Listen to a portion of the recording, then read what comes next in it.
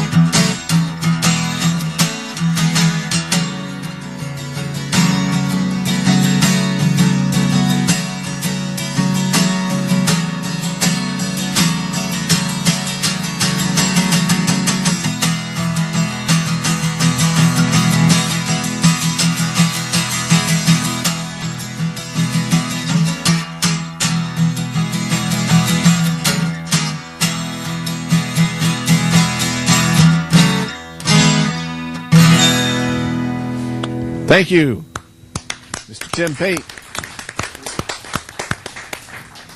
Well, welcome to another show. How are you this week, Madeline? I am doing great, Paul. Right. For our viewers, this is Madeline Martinez of Oregon Normal and Christopher Pride from Medford in the the new Southern Oregon chapter. How are things going down in Southern Oregon chapter? Well, we're putting together something great down there. We are. All right. We're really putting together something nice. And we'll be talking about that a little bit later, and we need your phone calls and questions. If you have a question about ending adult marijuana prohibition, restoring industrial hemp, or helping medical marijuana patients, then give us a call at 503-288-4448. That's 503-288-4448. And, you know, we just had a little accident here. I guess we're fortunate that the camera wasn't on us. The little vase holding this flower top broke. And we have this nifty flower top that is G13 and some other G13 samples. Maybe we should kind of set these over here where they can be seen better. Are you trying to tell me it wasn't me hitting that high G note that did that? That might have been it. It might have resonated. The G and the G13 and all of that. Boy, it sure smells good. It's smelling up the whole studio, in fact. Very, very fresh. Looks like they just cut that puppy tonight. That's a hefty little bud. Isn't it? yeah, it's beautiful. All right. Flower. Wow. It's just a flower. It's just a flower, folks. It's just a flower. Yeah, if you have a question for us, give us a call tonight at 503-288-4448. So you've had some exciting developments in the past week, both down in Eugene and here in Portland with state representatives. You want to start with, let's go to Eugene with the police down there. It was very exciting. We received some requests for comments on Eugene's new medical marijuana policy that the police in Eugene, the commission got a hold of us and they wanted us to send some comments or suggestions to them after we reviewed it. And we decided to go in there and support the ACLU, as we always do, Paul, and let them know that we encouraged them to please add the directive that was by I'm on the other topic, Mayor Potter, as well as Captain Rosie Sizer of the Portland Police Bureau. And they were very thoughtful and said they were going to read our letter. The directive from Potter and Sizer is that all Portland Police Bureau officers must follow the rules of the state law, which is OMA, the Oregon Medical Marijuana Program, as well as I'm totally lost it right now. I should have had the paper in front of me. But of the Oregon Constitution. How could I forget that? The Oregon Constitution, and they have to follow this, and it's so exciting that they actually listened to us, and he read it at the meeting. And they requested your input. They that was requested the great Oregon thing. Normal's input, and Paul Loney and myself, Oregon Normal's legal director, we did a draft, and we got it out to them, and they were really excited about it, as well as backing the ACLU, who are always our friends. You know, they represent the Bill of Rights. So everybody, if you have a chance, support the ACLU. It is really so important that we all get together, as Paul has. They went and fought for us so courageously when they came in to try to subpoena patients' records. Yeah, last year? Yeah, it was, the ruling initially was in September of last year, 2007. Right. And then they started the process of subpoenaing us about 6 or 8 months before that. I received a subpoena approximately March of 2007 saying I had to turn over 17 different medical patients' records. And I guess also the state of Oregon's medical marijuana program received a similar subpoena. The state of Oregon brought in the Attorney General's office, of course, and when I went public with it, I got a call from the ACLU and their drug war office down in Santa Cruz, California, and folks came forward and helped. We had a big legal team to help us with that. Good question from Madeline. Really good. Matt, now you were in Eugene, and what prompted that meeting? Since we've had OMA here for 10 years, what prompted the Eugene police to ask for this meeting at this time? I'm curious. They were actually drafting new language, a new policy, policy 452.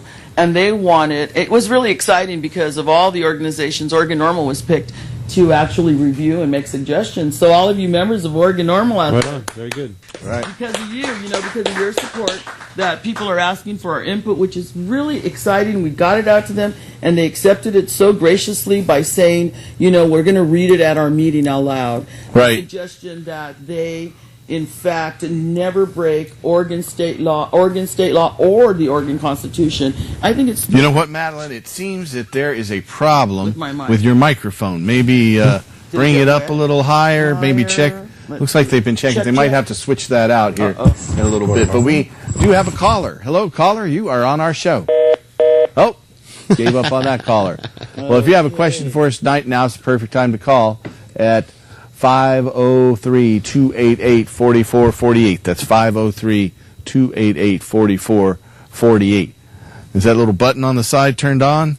No, it's actually, now is it turned on? Aha, it's Well, working. darn Turn the it. button on and... It well, works I always just miraculously. assume it's turned on I myself. do too. I mean, so, I figure when I sit here, it's usually on. Yeah, I think Sorry. it almost always is, but hey, you just never know. Well, now you're live. I was wondering why everybody was looking at me kind of funny. Yeah. I was like, well, why are they looking at me like They that? couldn't, but basically, Deer the antlers. Eugene Police Department asked you to come in and help review their new policy. Yeah, Well, that's 452, and we were happy to do so, and it was very exciting, I must say. Right. Dr. Bayer, they actually asked as well, the father of the OMA, the there? chief petitioner. No, he actually was asked to review it. Oh, okay. And so we sent our review to him, and he was delighted with it, and Great. we're very excited You about signed it on all. to that one.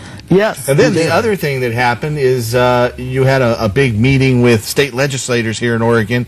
Diane Rosenbaum had a Town hall meeting. Town hall meeting, and Right. there was some other legislators too. Kate Brown, the new senator, Yes. and former representative from our area here.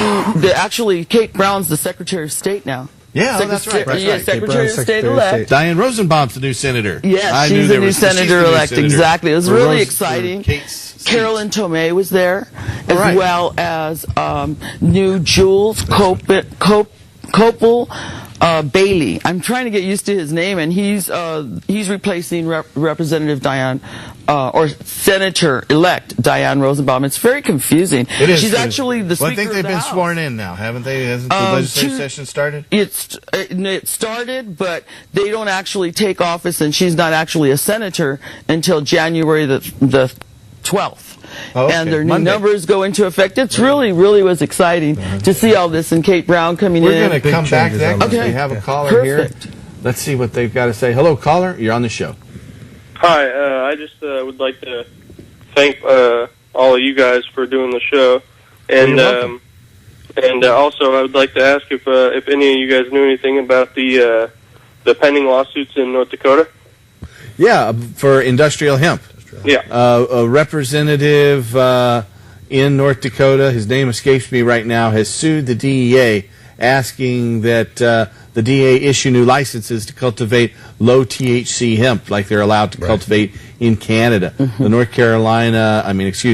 North Dakota legislature passed a law that the governor signed into effect legalizing industrial hemp. In fact, one of the main sponsors of that was this Republican congressman in the North Dakota legislature, and he's one of the farmers. Bob Monson is his name. Bob Monson, who So it is totally legal to grow low THC hemp in North Dakota now? well, the federal government hasn't changed that. They don't recognize that yet. So what's happened in South Dakota on the Pine Ridge Indian Reservation, where the local tribal government approved industrial hemp cultivation by a fellow named Alex Whiteplume, the DEA came in every year and harvested his crop for about 4 years in a row, and then just mysteriously his house burned to the ground here last year, so he couldn't cultivate hemp this year. But Seriously.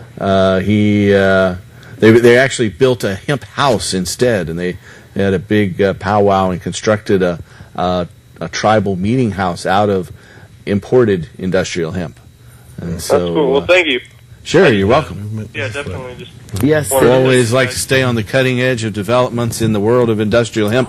I'm a firm believer that industrial hemp is the solution for the majority of our environmental crises today. Everything from toxic waste and global warming to our energy crisis can be solved once we legalize industrial hemp. Fact of the matter is, hemp will produce 3 times more biodiesel than any other plant out there. Produces more fiber than any other plant. It produces more energy. And when hemp's legal, we'll see a transformation of our economy away from these toxic processes toward a more sustainable future. That's what we're working for. Yeah. Right. And up until 40 or 50 years ago, the government even demanded that we grew hemp. Exactly. Pre-war efforts, they required us to grow hemp. Yeah. During World War II, there were a number of farmers that were given subsidies to grow hemp, and they licensed them too. You had to apply for special license. We have another caller. Hello, caller. You're on our show. Oh, good evening. I'm wondering if you could talk about the benefits of using a vaporizer. Sure. And I'll hang up and take your answer on the air. Thank you. Okay, you're welcome. I used a vaporizer now for 6 years, and I know I had bronchitis before I started using a vaporizer. I'd been a cannabis smoker for 30 years, and I never really been a tobacco smoker. I tried it when I was a kid, but never became addicted. And so I was just a cannabis smoker, and I had a cough where in the mornings I was wheezing and coughing up sputum or stuff, and within 3 weeks of starting to use a vaporizer, that all went away, and the majority of coughing associated with inhaling cannabis went away as well. Studies have shown that smoking cannabis is actually less economical than vaporizing. A study from Cambridge University in London that was financed by California Normal and the Florida-based Multidisciplinary Association for Psychedelic Studies tested smoking 3 different ways and also tested a volcano vaporizer. And their studies showed that a water pipe is the least economical way to smoke. A water pipe will destroy 75% of the medicine before it can be inhaled. Right. A pipe will destroy 60% of the medicine before it can be inhaled. And a joint being the most effective, or a cigarette, being the most effective way to smoke and inhale cannabis, destroys about 50% of the medicine before it can be inhaled. Where a vaporizer doesn't destroy anything, and it can vaporize off up to 95% of the active ingredients, but what isn't vaporized, and usually you don't vaporize that much. I would say I probably vaporize 50 to 60% of it, and there's still 40 to 50% of the THC left in the medicine. And it doesn't vaporize most of the CBDs. Now, when you smoke cannabis, it creates over 200 different byproducts of combustion. When vaporized, cannabis only produces 4 things.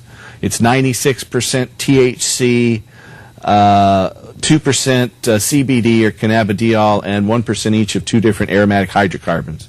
Each of those are very powerful antioxidants that protect your lungs and body from cancers and aging damage. They add to longevity. And so vaporizing is very healthy. And that studies have shown even if you smoke cannabis, you're less likely to get lung cancer than if you don't smoke anything at all.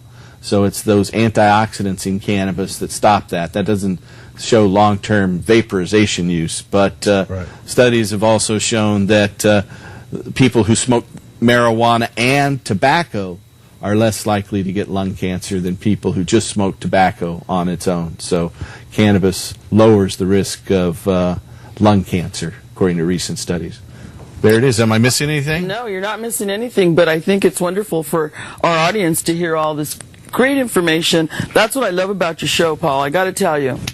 My hat's off to you. You're like the professor of hemp and cannabis. Well, thank you. And and people are out there learning about this, and it's really important information. Well, what I love is hearing the things that kind of, I started saying and hearing other people start saying it, hearing it echo back to me from all these different directions. I just love to hear that and see, when the word gets out there more and more, how other people learn things, and pretty soon all of us will know, and the emperor will have to put some clothes on. Yeah, exactly. We have another caller, though. Hello, caller. You're on the show.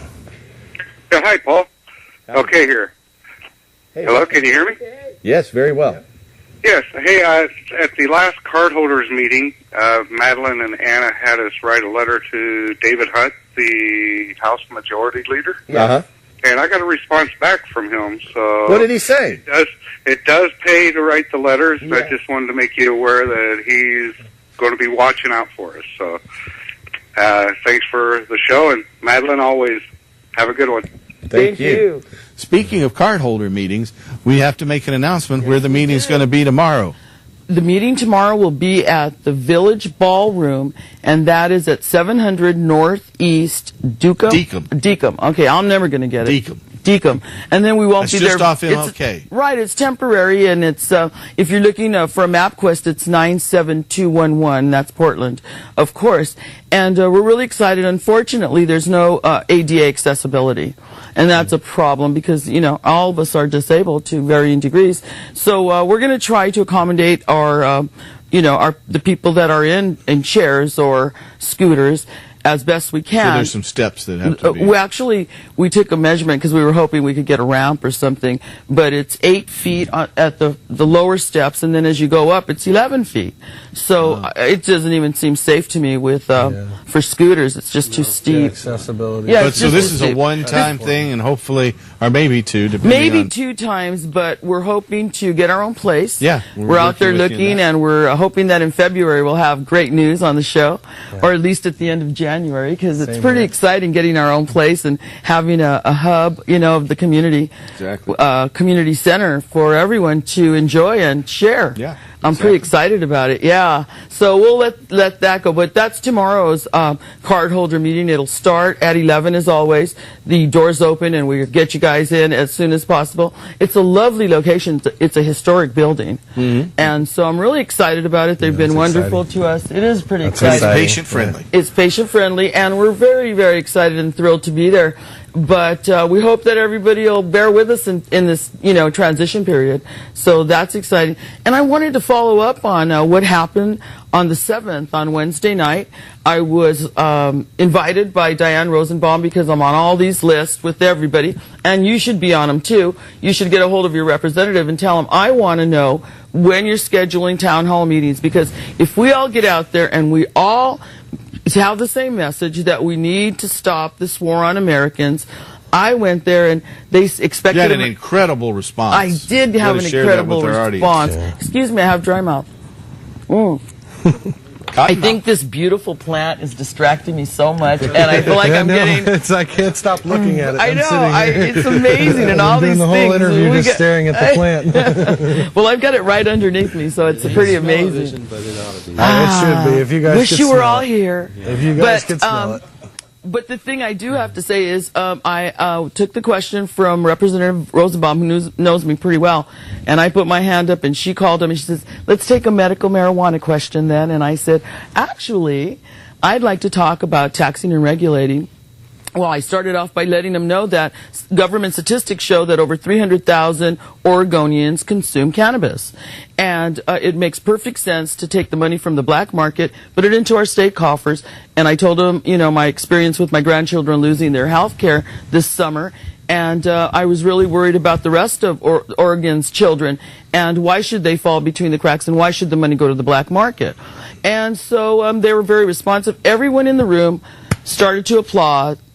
And Carolyn Tomei, Representative Carolyn Tomei from Milwaukee, asked if anyone else felt the same way. So everybody raised their hands, and it was so everybody in the whole facility, pretty much, almost without exception, right? At the applause, because you don't usually get that very much at this meeting, but everybody's really reaching for economic solutions to our crisis that we're having. Yeah. And so that's what we came up with, and it was really well received, and I got the thumbs up because I turned around and I was stunned, and all these people, she said, how many people are interested? And they raised their hands, and it was quite amazing. I mean, and so absolutely. She's even said she tried to get the new Attorney General of the state to come Yes, the new Attorney General, John Kroger, to come to the next meeting. And I want all of you to come out there. We're going to put it on Oregon Normal's website, definitely. And we're going to get everybody out there. You've got to attend these town hall meetings, and we've got to change it because we're the only ones who can do it.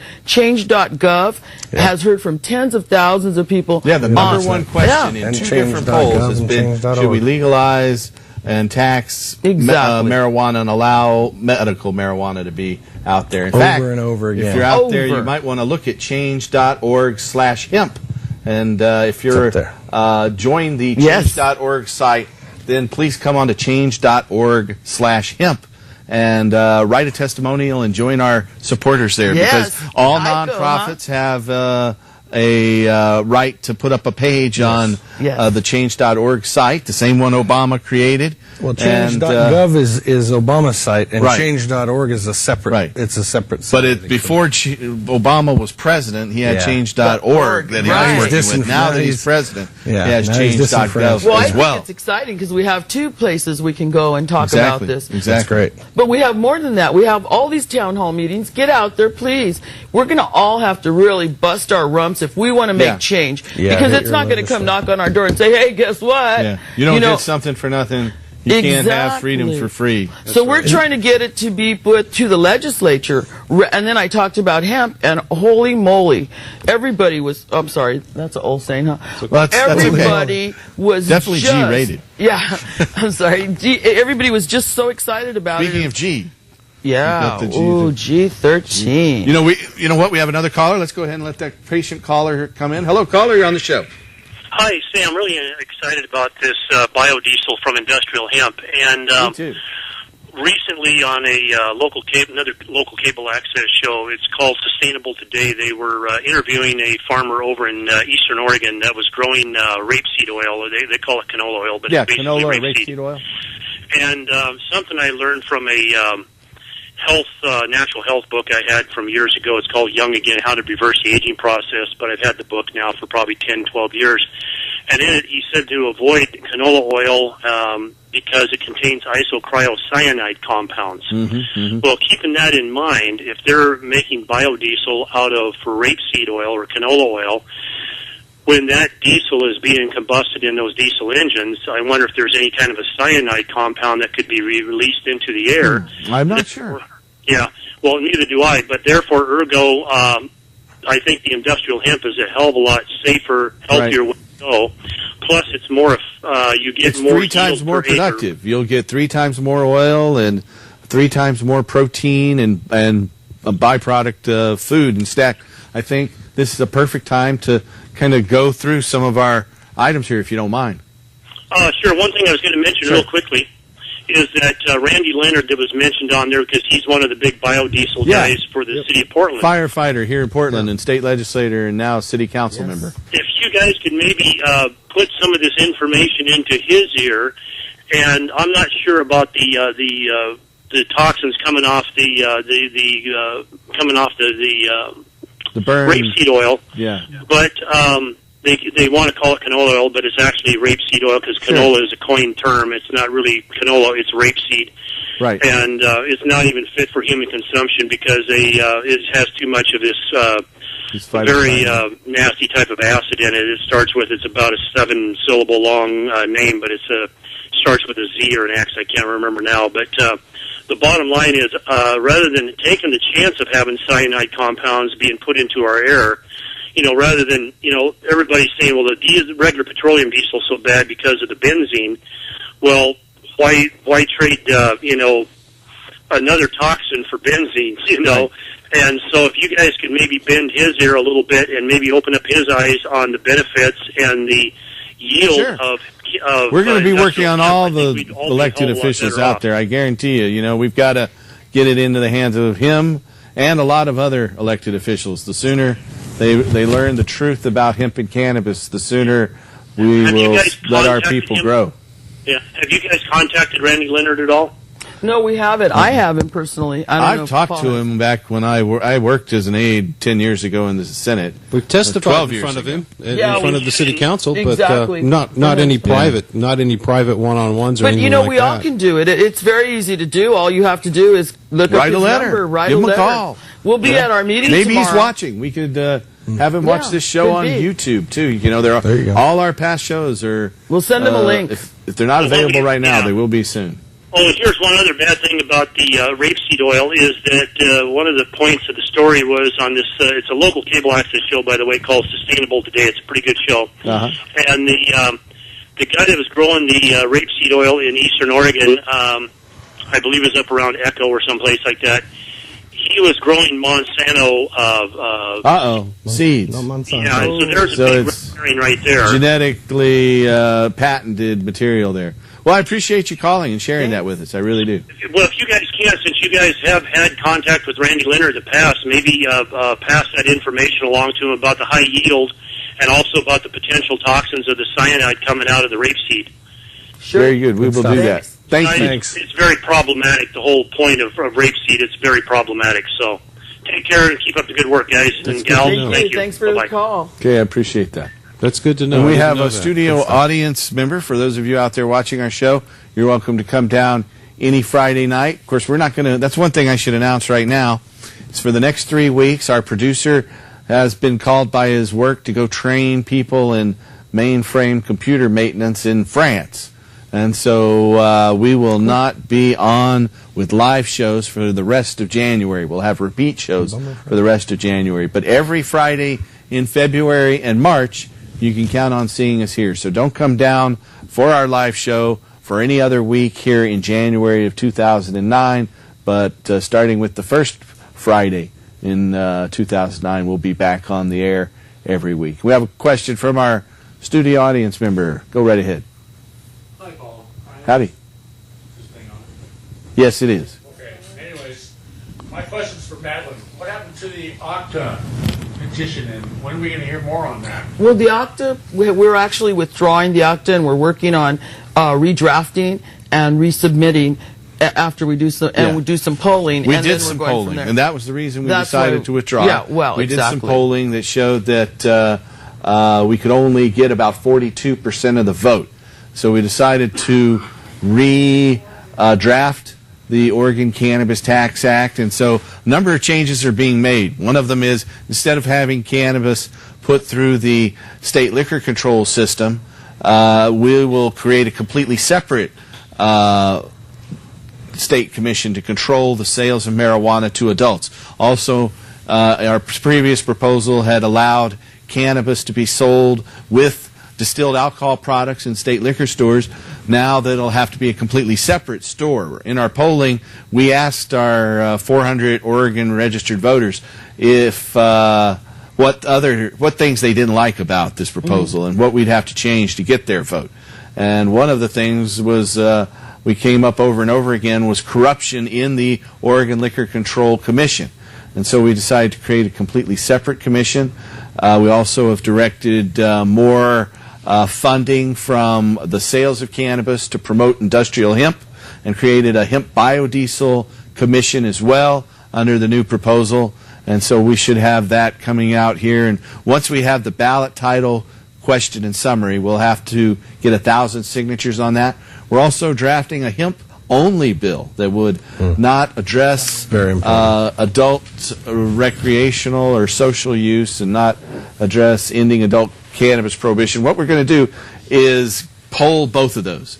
And if the polling shows that we stand a chance of winning the election on ending adult marijuana prohibition in an Octa-like campaign, then we're going to move forward with that for a vote in 2010. If our polling shows that even with these changes we're unlikely to win the election in 2010, then we will concentrate on an industrial hemp-only bill for 2010. So that's why we decided to withdraw it. We didn't want to waste our money and people's resources and time on a campaign that was clearly going to be unsuccessful, and we're redrafting the legislation with an eye on winning at the ballot box. And we have limited resources, so why are we going to use our manpower for something that's not going to be successful, as Paul said? And we look forward to the to really doing something that the will polling was not cheap. We spent $5,000 on the polling, but that's a lot cheaper than a whole petition campaign. Oh, for sure. And any suggestions from all of our viewers, anybody who wants to make suggestions, don't hesitate to do so. We're really excited about moving forward. Well, I'd really like to see that stuff moving forward on hemp. There's so many farmers out there that could just easily plant crops of hemp and benefit I've talked from to a number of grass seed farmers across the state back when I was selling hemp paper and fiber, and they want to be be able to grow this crop. It's just a matter of just getting mom and legalized. pops. Yeah. We have a film clip from the ACLU's production called Busted, how to assert your rights in encounters with the police. And this particular show will show you how to deal with police knocking at your door. So this is from Busted by the American Civil Liberties Union. Oh, it's from the Enjoy. ACLU. Cool. Valerie handled herself in the two parallel scenes you just saw. At the start of the first scene, Valerie was negligent in performing her hostess duties. She was completely unaware of who was entering and leaving her house and paid no attention to her guests' activities. Anytime you host a loud party, you're exposing yourself to a likely police visit. And as often happens with house parties, a naive partygoer is the one who invites the police into your house. So be mindful of other entrances to your home, because police will often enter through less guarded side or back door entrances. A lot of people are drinking and maybe doing drugs. Whoops! How did the officer find that? Because it was in plain view, that's how. If an officer is legally invited inside your home, any illegal items that are out in the open are fair game for the officer to seize as evidence, which can lead to your arrest. I'll be 21 in a couple of weeks. Valerie, you've just lied to us. Never lie to the police when questioned. If the officer asks you a question that you know the answer to, but don't want to reveal because it may be used against you, you do not have to answer. You are better off not answering than lying and having the officer arrest you or use it against you later. Valerie gets off to a much better start in the second scene. She is attentive to her guests' needs, and she's careful to keep evidence of possible illegal activity out of sight. Valerie is always ready to greet guests at the door, and she takes advantage of the all-important peephole. Upon seeing the officers, Valerie greets them outside and closes the door behind her. What seems to be the problem? We just need to do a required routine check. Now, if everything's okay inside, could you go ahead and let us take a look? Everything's under control, officers. Look, I know you're both just doing your jobs, but without a search warrant, I can't let you inside. Again. Without a search warrant, I can't let you inside. Even without a warrant, the police could enter by claiming that they smelled marijuana in the few seconds the door was opened. But in most instances, Valerie's refusal to consent in the absence of a warrant will keep the police from entering if they don't have another independent reason to do so.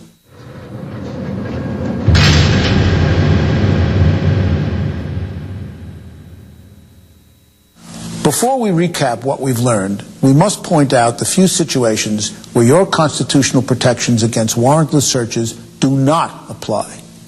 The first two are common knowledge. Be aware that airport security personnel do not need a warrant or probable cause to search you or your belongings before boarding any commercial airplane. So remember that any time you enter a security area to board a commercial airplane, you consent to a search. The same exception applies whenever you cross international borders. Therefore, anytime you cross the border, you consent to a search. Private security personnel, who outnumber police officers in the United States by 3 to 1, generally have a right to search you as a condition of entry into private property. In such cases, it's up to you to decide if a search is worth the price of admission. As long as you're free to walk away, the security personnel do not pose a threat to your constitutional liberties. Keep in mind that private security guards can turn any illegal items found on you over to the police. So if security guards ever try to search you after you've entered a club or concert venue, for example, do not consent and insist on leaving the premises immediately. Usually the police will not formally arrest you for a minor traffic stop or a refusal to consent to a search. But if you're formally arrested, police may search you without a warrant.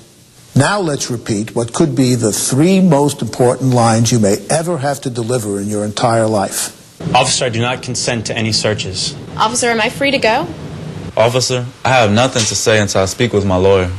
If you've been paying close attention throughout this video, you're now a more intelligent citizen and are more prepared to protect yourself and assert your constitutional rights during police encounters. But do you really think that this one-time viewing will fully prepare you for the pressure and confusion of an actual police encounter a month or a year from now? Review this tape often. It takes diligent preparation to overcome the natural fear of standing up for yourself in the face of authority. Become a student of police encounters. For additional online resources, Visit the American Civil Liberties Union website at www.aclu.org and the Flex Your Rights website at www.flexyourrights.org. And consult your local ACLU office as well. Remember that laws often differ from state to state. Finally, don't keep this information secret. As a good citizen, it's your responsibility to pass it on to your friends and family to make sure their rights are protected. Rights mean nothing if you don't know about them. A copy of this video may be one of the most valuable gifts you could ever give.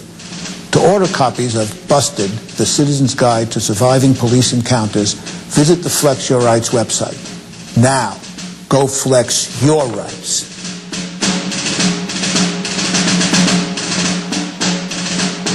That's flexyourrights.org. Flexyourrights.org, a project of the American Civil Liberties Union, who are some heroes of ours. They've helped us on several occasions. And Steve Silverman is Flex Your Rights.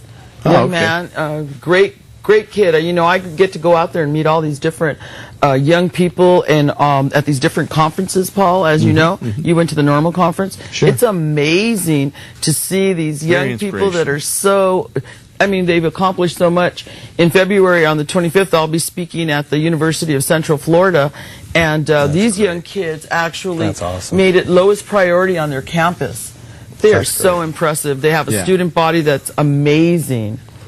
Yes, and they have UCF Normal. And they hired you to come and speak for them. Yes, they did. I'm going to go speak on medical marijuana down there. So, that's awesome. Yeah, it's Medical Marijuana Month. All right, if you're out there and you have a question for us tonight, give us a call at 503-288-4448, and we have a caller standing by. Hello, caller, you're on our show. Hello, caller. Hi. Paul, Madeline, Chris, Tim, how you all doing tonight? Very good. Very well. Great. Well, there was a caller earlier that made reference to the canola oil, and whether or not the isocyanate, when you burn it, whether or not it emits a problem gas. Yeah, the gas is referred to as cyanide gas. Right. They ended up stopping burning it at Freightliner where I used to work because they used to burn it on the paper left over from the paint they used. Oh, okay. This is why I know this for a fact. I see. Another thing that's not mentioned too much anymore, you don't hear much of it, is reference to acid rain, caused by burning coal and other hydrocarbons. Yeah, the sulfuric acid that's put into the air, what is it, sulfur dioxide that's put into the air when you burn fossil fuel that's not produced when you... Well, yeah, that's not produced when you burn any biodiesel project. In any case, I just wanted to mention that fact that it does produce cyanide gas when you burn it. Okay, well, that's a good thing to know. I wonder what kind of concentration that's in. And it's hard to find out. Yeah, that's true. Anyway, cyanide's not good. No, cyanide's not a good thing. Buses that we have, the city biodiesel, it's a joke. 5%, 10% biodiesel. What's that about? Well, you know, they find that by cutting petroleum diesel fuel with some biodiesel, that it dramatically reduces the emission of very toxic and carcinogenic small particulate matter. And the small particulate matter causes, according to studies, something like just here in Portland, 600 or 700 deaths per year. And so it's a highly toxic byproduct of burning diesel fuel. And so using a little bit of biodiesel will cut that. But it's mainly about economic subsidies and the fact that the government will cut some of the taxes if they put some biodiesel in there. Also, the government requires there be some petroleum diesel in there. So even with almost pure biodiesel, you'll see 99% biodiesel, they leave 1% in there so they can get the tax subsidy where it's tax-free. Well, I hear that. I can understand it. But bragging about this when they're using only 5% biodiesel or only 10%, it's a joke. Yeah, I agree. In any case, I'll let you get to the next call. Y'all have a good evening. Thank you, familiar voice. You know, our studies have shown that the most productive seed oil crops that are currently allowed are rapeseed or canola oil, soybean oil, and sunflower seed oil, and each of those produce from 100 to 120 gallons of oil per acre. Where a study out of Notre Dame showed that hemp will produce 8,000 pounds of seeds per acre, and the byproduct of that is over 300 gallons of hemp seed oil, or 3 times what the other next most productive seed oil crops will produce. And the byproduct of pressing those 8,000 pounds of seeds and getting 300 gallons of oil is 6,000 pounds of high-protein hemp seed meal left over, which is a perfect segue into our show and tell. We've got a number of show and tell items here tonight. From right here in Portland, we have Bob's Red Mill, and he is producing this nifty, I don't know if you can read those little letters there, hemp protein. And right next door here, we have what this comes with, like several containers of this. This is a hemp hulled seeds. These are hemp seeds that are hulled, and you can make, they've got a recipe on the back to make hemp burgers and hemp oatmeal cookies, both of which sound very good to me. Got to try out a couple of these recipes. Next door, we have the hemp protein meal, which they have a recipe on the back to make berry protein smoothie with blueberries and banana, and hemp cinnamon muffins. So you can make that with this. And then this is both packaged here in Portland by Bob's Red Mill. The next door we have Living Harvest. This is from Canada and distributed by Living Harvest here in Portland. And it's also hemp protein mix.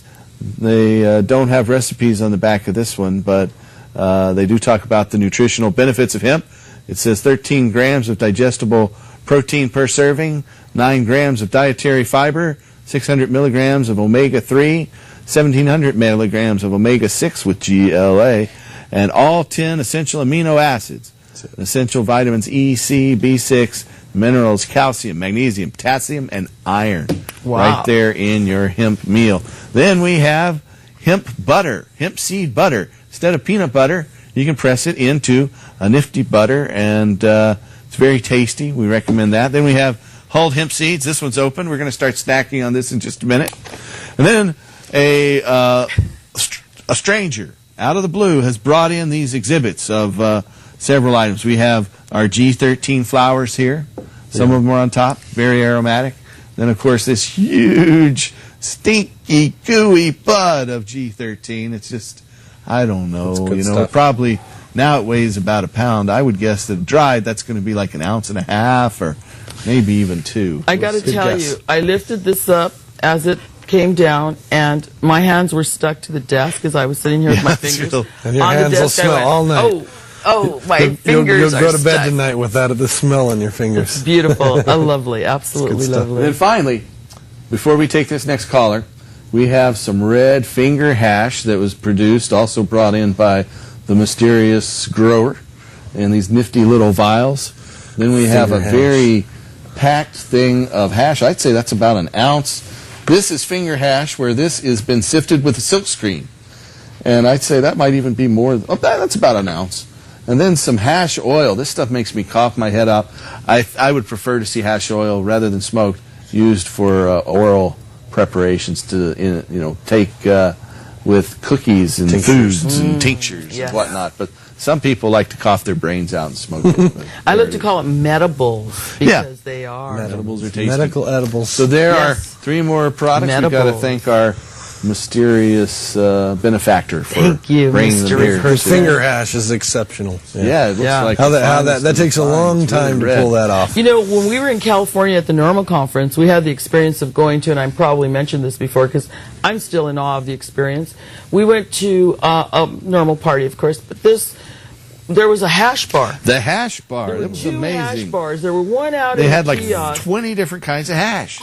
You'd go up and say what hash you wanted, and you'd try a little It was puff. absolutely amazing. And I stood in the line. You got in line and you went through this, and they had this really odd shaped glass piece with like a that little went cone over at the bottom that went over the hash on this hot brick, and the hot brick would vaporize it. And they asked me, which kind would you like? And I said, why don't you select? Because I've never done this before. It was the most diverse collection of hash I had ever seen in my life. Hopefully and I we think can do that here. Just about anybody that went to that party, that was the most diverse collection of hash I know. Wow. Cameraman back here was pretty amazed by that as well. We have another caller, I believe. Hello, caller. You are on the show. Hi, Paul. How you doing? Hi, Madeline. You know, I've got to tell you, I can see from this side of the TV all the way out here, I can see how sticky and gooey that G13 is. It's really nice. But it is. I wish you could smell it. We're waiting for smell-o-vision. It's aromatherapy, I'll tell you right now. I wish I could smell it. It looks fabulous. But I feel like I've gotten quite medicated just sitting here. Yeah, I was wondering about that. Yeah, I really do. I must tell you. Yeah. It's kind of like if you've ever been at the harvest, you know, you sit there and you're just being in the room with it is so cathartic, you know, it's just so. Absolutely.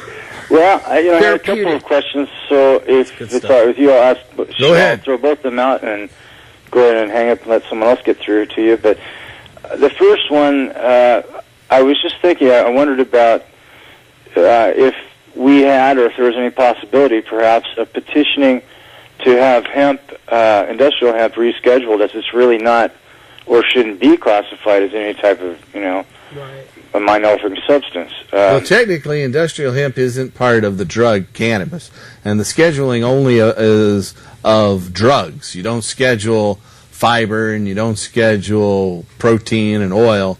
It's the drug in cannabis, the THC and those things that are on the schedule. And right now, under the federal drug schedule, marijuana is Schedule 1, meaning it has no medicinal use whatsoever, where a pure extract of THC, Dronabinol, known commercially as Marinol, that is Schedule 3. So it doesn't make any sense to have the psychoactive ingredient in marijuana, when it's isolated, be Schedule 3, where marijuana on its own is Schedule 1. That makes absolutely no sense whatsoever. That's ludicrous, yeah. I think that we should really try to attack it at the legislature. I think in this economic crisis, this is our time, and we need to jump on it. And everybody out there, I cannot encourage you enough, please contact your representative and let them know that we have to save our economy and to save our planet and our environment. The response at your town hall meeting shows that our public is ready for this. Absolutely. If you look at the change.org website, the marijuana questions are coming right up at the top time after time. That indicates, you know, there's an enormous change in perspective out there, and that's had a big impact in Washington, D.C. We've heard from National Normal. There have been articles in the Roll Call, which is the Capitol Hill newspaper for Washington's, you know, for the United States Capitol building, and another congressional publication also noted that, and it's really had some impact in Washington, D.C., and I think that we're going to see some real changes here in the next few years. I think a lot of people see the profit in it too, and be quite anxious to go forward. The other question I had for you, Paul.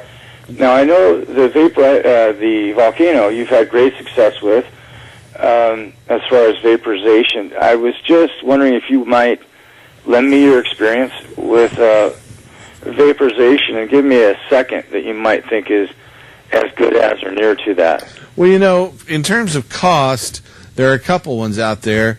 The Herbal Air Vaporizer is relatively inexpensive and is pretty good for its use. There's also the Vapor Brothers out there that comes with a glass whip and you inhale it. Those work pretty darn well as well. Both of them are under $200, so those are economical. And so I would say that's what I would say is my second favorites. I don't really know which one of those two to say is better. I guess if I had my choice, I don't really want to say. But they're both roughly equivalent. If you see those out there that have a little metal bowl inside of a glass goldfish bowl or something, don't get those. Those are completely bogus. And I hope that helped. Okay, Vapor Brothers, and what was the other one? What was the other one? Vapor Brothers and... Pink Elephant? Pink Elephant? Yeah, the Pink Elephant one is really good, too. That's made with a heat gun. Yeah. And they're produced by I've also seen a lot of people do that. People in fact, camera 2 and camera 4 in our studio crew here, they produce the Pink Elephant vaporizer. So if you want to help our community, buy a Pink Elephant vaporizer. They work very well, too. Yes, they do. Well, and they're inexpensive as well. Thank you. I'll take a look into the Pink Elephant then. Yeah. Thank you very much. Thank you. Thanks for calling. Okay, bye-bye. You know, I actually wanted to talk to Chris a little bit, Paul, about what's going on down in Southern Oregon. Please do. You know, we're almost out of time, though. We're down to just like 3 minutes left, so we aren't going to be taking any more callers. Yeah, but Chris is the executive director down there of Right. Southern Oregon Normal, as we like to call it, So Oregon Normal. So normal. Oh, I'm calling it So Oregon. I know you wanted the Oregon Normal. Of We like course. that. We have Southern Oregon Normal. Reason why we keep doing So Normal is because we bought the domain sonormal.org. Oh, nice. And we've just been pushing that out. That's not quite up and ready. We've got web developers that are going putting it to work and writing all the scripts and all the coding for it right now. As we speak, we're setting up to have a building. We're fairly disenfranchised down there, meaning our people are spread out all around Southern Oregon. So we are really trying to get a large group of people from a lot of distance into one area. So holding that, we're going to start working with you in our medical clinics down there here in the coming month, and so we look forward to that. Very important. In late February to start working with you. And yeah, we're working on setting that up actually this month. We're getting into a building. We're trying to get into a building this month. Classes are going to be big on our list. We've got a lot of very talented people down there.